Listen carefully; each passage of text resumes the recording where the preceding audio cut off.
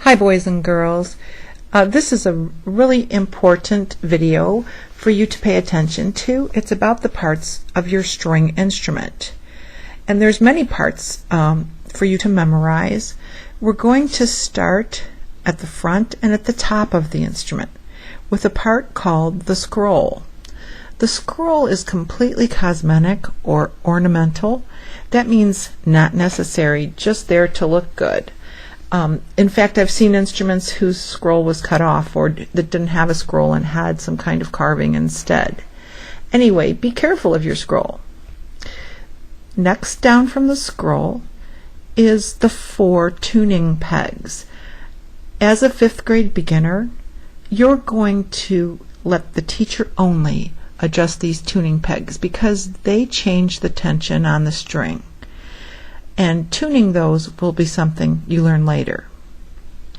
Next is a funny sticky up part of the bottom of the fingerboard called the nut. And it's kind of where the strings nest, if you will. And you'll see tiny little grooves where the strings can fit in the nut. Next to the nut is the long black fingerboard. And this fingerboard is where all your fingers go. You can see these red stripes. They will show where your fingers go in the beginning, but as you advance, your fingers will go higher and higher. Next are the 4 strings. I put the arrow under the strings so that you could appreciate and see all 4. You can see the highest one is skinniest down through to the end where it's thicker and the lowest. Be careful of your strings.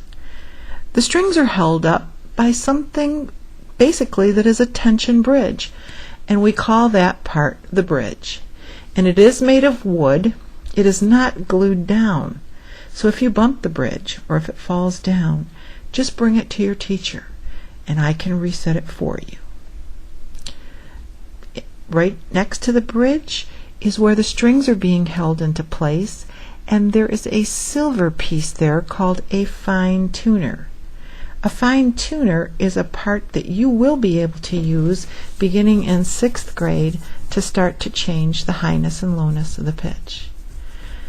The fine tuners are held in place by another long black piece called the tail piece. And this tail piece is pure black, made out of ebony usually. At the end of the tailpiece is a little wire. If the wire breaks, well, the whole tailpiece falls off.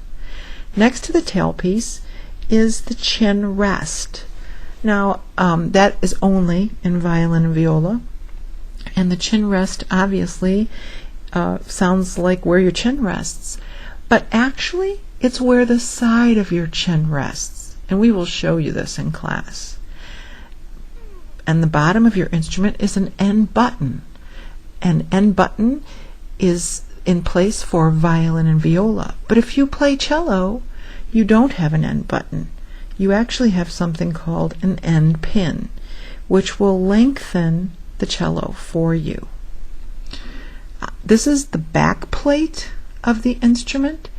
It's generally speaking made of maple. This particular instrument's made of straight maple, but sometimes it's curly maple, and you can see what we call a flame in the back. This is the top plate of the string instrument, and you can see in the top plate there are 2 holes, kind of in a fancy shape. These are called F-holes, and this is actually where the sound escapes. If you look inside the F-holes, you'll see a dowel rod called the sound post. Now the top of your instrument. This is the bow, and this is the heaviest part of the bow called the stick. Now you may touch the wooden stick, but be careful. Even though it's the heaviest part of your bow, it's still very light, only weighing about 2 ounces. Here's a part of your bow that you really should never touch. This is the bow hair, and yes, it's from the tail of a horse. It's been bleached, and also we apply something called rosin, which is sap from a tree, to make it sticky, so it sticks to your strings. Here is the bow tip.